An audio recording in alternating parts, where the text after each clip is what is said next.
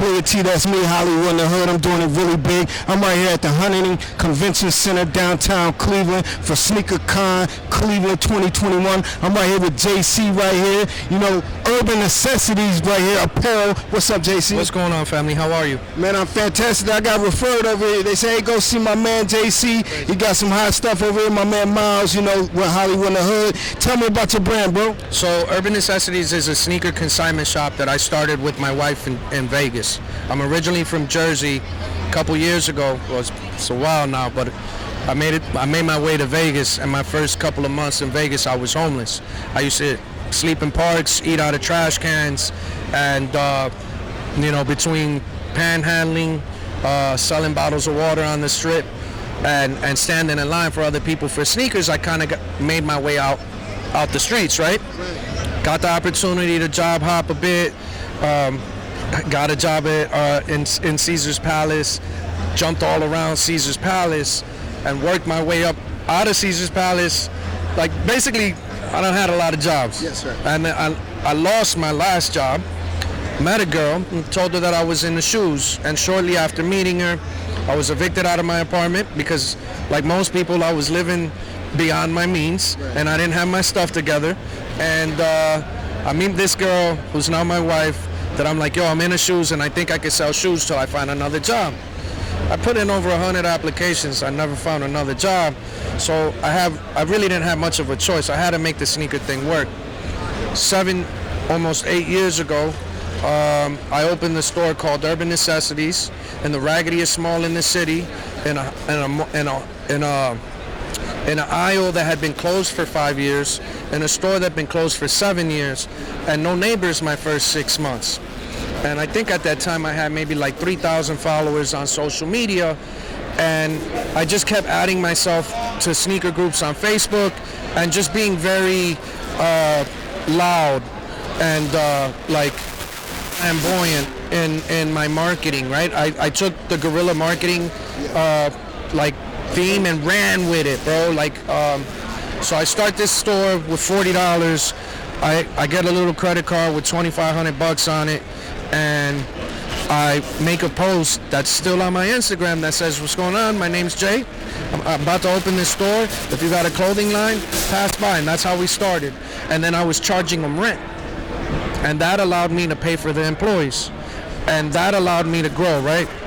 And I remember a lot of the reasons why I should have stopped. My own mother was like, yo, you should probably go get a job. This isn't going to work on day one. But I opened in the middle of September in 2014, and by December 31st that first year, my business did $1 million, right? And then that first full year, 2015, my business did $4 million. And then we did $8 million, and then we did $12 million, and then we did $16 million, and then we did $21 million. And really throughout this journey, what I've learned is it's never been about me. It's never been about what, like...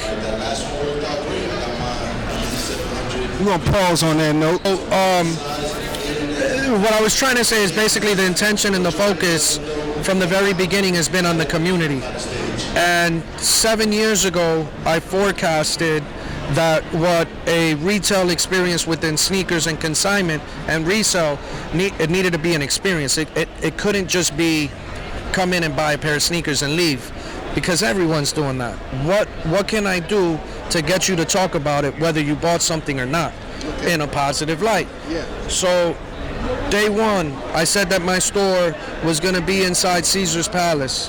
Day one, I drew a flag, which was the crappiest Photoshop job anybody's ever seen, but it was a play on the United Nations. So the acronym for Urban Necessities is the UN, which is a play on the United Nations, which is all walks of life working together for one common thing, right?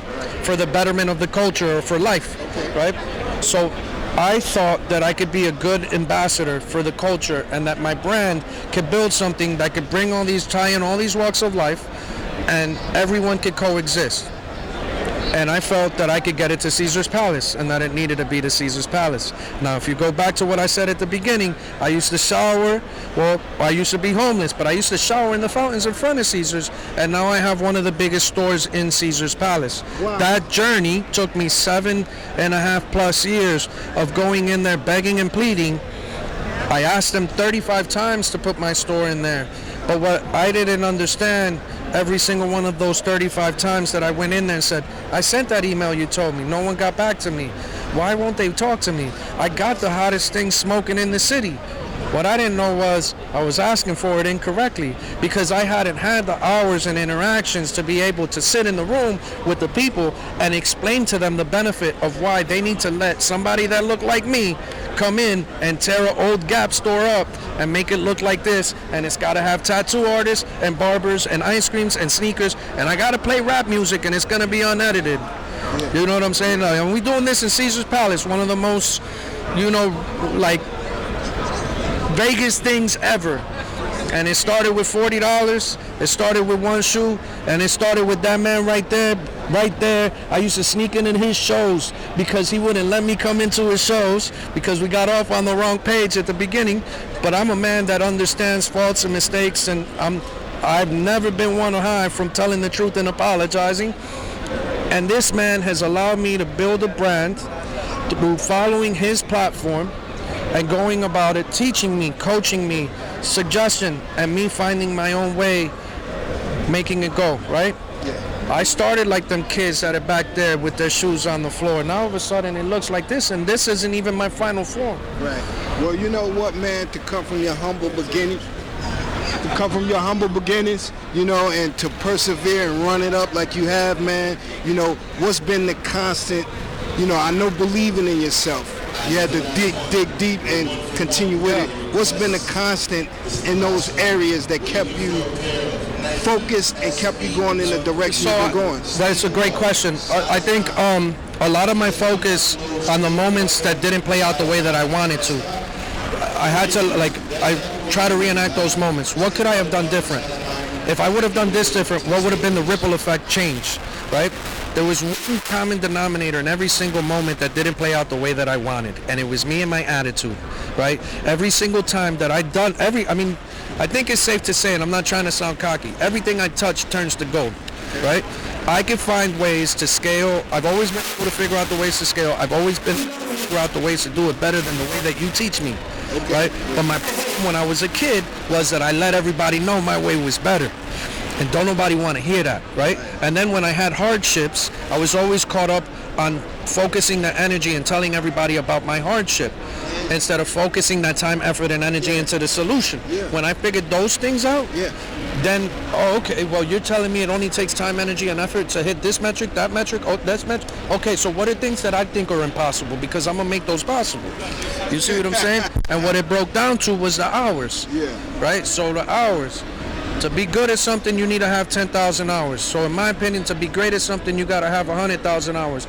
But I'm 12 to 15 hours a day, 7 days a week, 7 years, going into surgeries, doctors telling me, yo, you're going to be out for 6 weeks, but he don't know me, so I'm yanking IVs out and going to work the next day, even though you're telling me I'm going to be gone for weeks.